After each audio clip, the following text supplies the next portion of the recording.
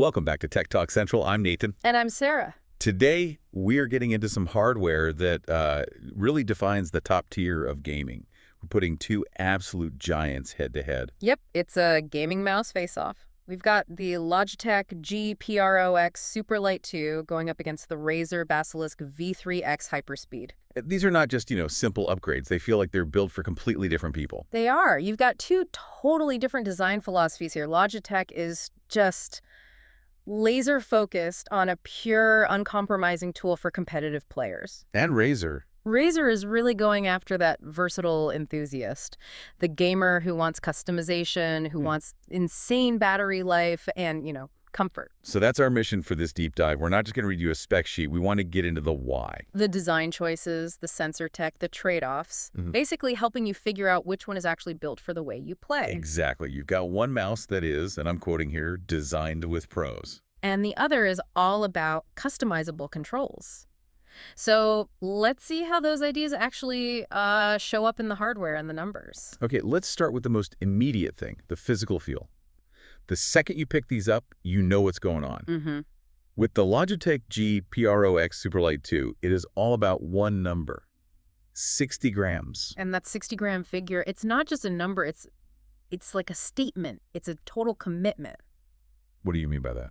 Well, for anyone listening, 60 grams isn't just light. It's a design choice that cuts down inertia. So when you're doing those big, fast flick shots in a game... Right, on a low sensitivity setting. Exactly. Less inertia means you can start, stop, and change direction with way less effort. Your movements become more predictable. It's pure performance. And you can feel that in the whole design. They literally call it a pro-grade right-handed mouse. So the shape is super, super specific. Yep. It's sculpted for that one competitive style grip. And even the feet on the bottom, those zero additive PTFE feet, they're just all about smooth, fast gliding, no friction. Okay, so then you pick up the Razer Basilisk V3 Hyperspeed. And it's a whole different story. It doesn't chase that absolute lowest weight. It's going for a more universal kind of comfort. That iconic ergonomic form they talk about. Right. It's designed to support different grips. So if you're not a classic claw or fingertip grip player, or you just like a mouse that fills your palm more, the Basilisk just feels more accommodating right away. And the buttons. I mean, the buttons tell you everything you need to know about versatility versus purity. Oh, for sure. The Logitech is super minimalist. You get 5 programmable buttons. That's it. Which makes sense for competitive games where you don't want distractions. And then the Razer is just macro heaven. Yeah. You get 9 programmable controls to start with. But the real kicker is Razer Hypershift. Explain that, because it's a huge deal. So you basically assign one button to be your Hypershift key, like a shift key on your keyboard.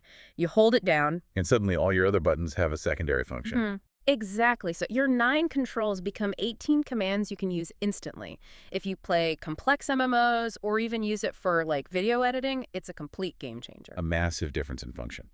Okay, I want to circle back to the weight for a second, because there's a weird data point in the specs we need to clarify. Yes. We know the Logitech is a fixed 60 grams with its built-in battery. Right. And the source material lists the Razer Basilisk at this impossibly low number, something like 9 grams or 0.317 ounces. That's obviously not the real weight. No, that has to be the weight without the battery. Exactly. So to really compare them, you have to add the weight of the 8A battery it needs. And a normal 8A battery is what, about 23 grams? Around there, yeah. So suddenly the Razer isn't 9 grams, it's closer to 85, maybe 90 grams, all in. And that gap, that 25 or 30 gram difference, is critical for that pro player. The Logitech is a known controlled weight. The Razer, well, it trades that for the convenience of a replaceable battery. It's a fundamental split in design. All right, let's shift gears and look under the hood. The raw firepower. Because some of these numbers, especially on the sensors, just sound kind of unreal. They really do. The Logitech G PRO Superlight 2 has their Hero 2 sensor, and they claim it's the most advanced sensor in gaming. And the headline number is just huge. 44,000 DPI. Okay, hold on. I have to jump in here. 44K DPI. That's no human can use it. So why? Why build a sensor that goes that high? What's the point? That is the perfect question. You're right. Nobody plays at 44,000 DPI. The point is to create a massive error ceiling. An error ceiling. Yeah. By having that insane resolution, the sensor guarantees perfect, one-to-one tracking no matter what, even at really low sensitivities.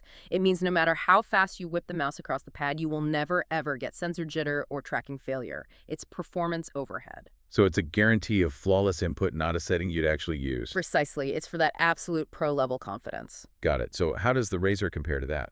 The Razer Basilisk V3X uses their 5G advanced optical sensor.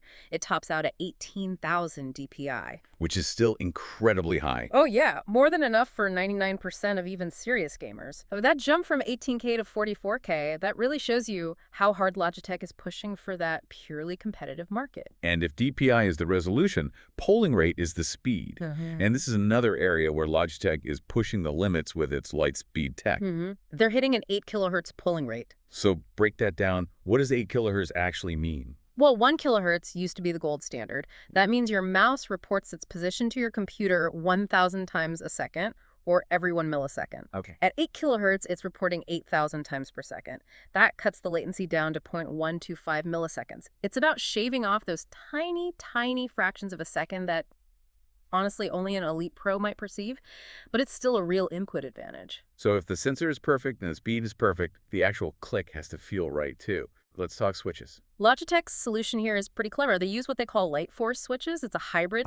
Yeah, it uses the speed of an optical switch, so there's no debounce delay, but they pair it with a mechanical mechanism. You get the instant actuation of optical, but you still get that crisp, tactile feel of a mechanical click. So you're not sacrificing that physical feedback for speed. You get the best of both worlds. Now, Razer takes a different approach. They're focused on durability and consistency with their mechanical mouse switches Gen 2. Right. I saw they're rated for, what, 60 million clicks? 60 million. And they use gold-plated contact points to make sure every click feels just as crisp as the first.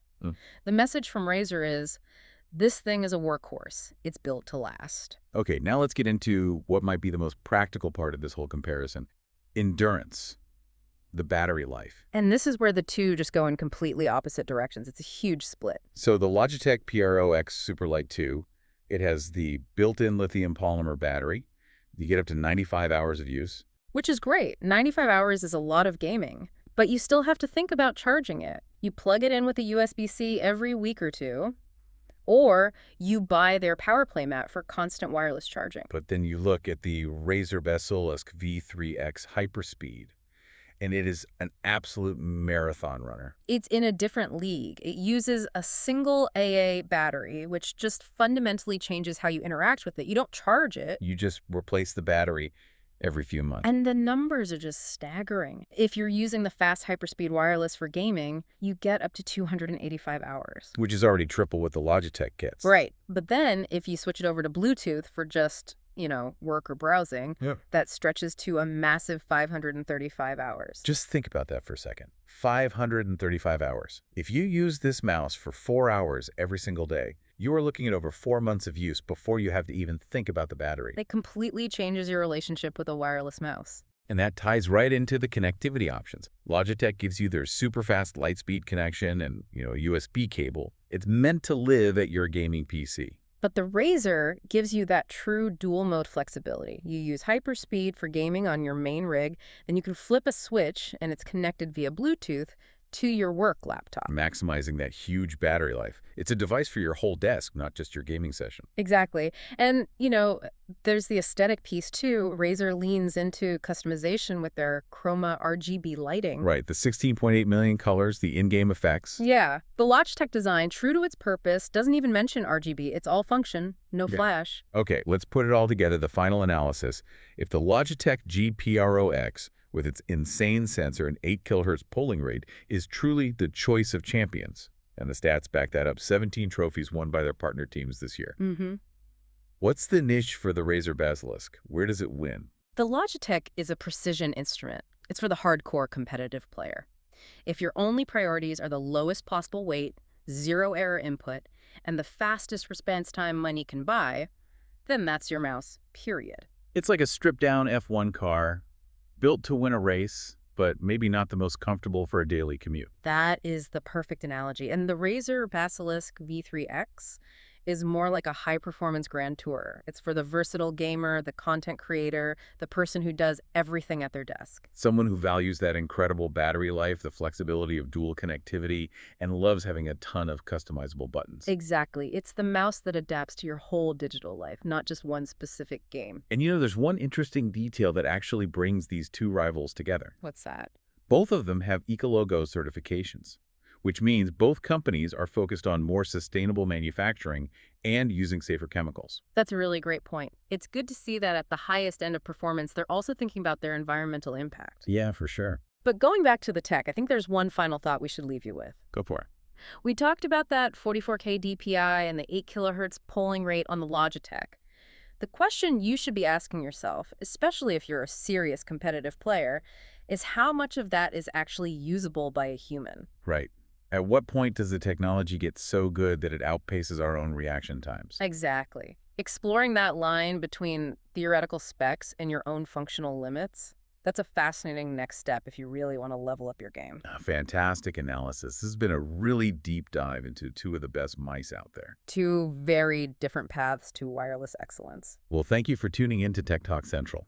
To find the latest prices and deals on both the Logitech G PRO-X Superlight 2 and the Razer Basilisk V3X Hyperspeed, be sure to check out the links in the description below. And if you enjoyed this detailed comparison, you know what to do. Make sure you hit that subscribe button. We'll catch you on the next deep dive.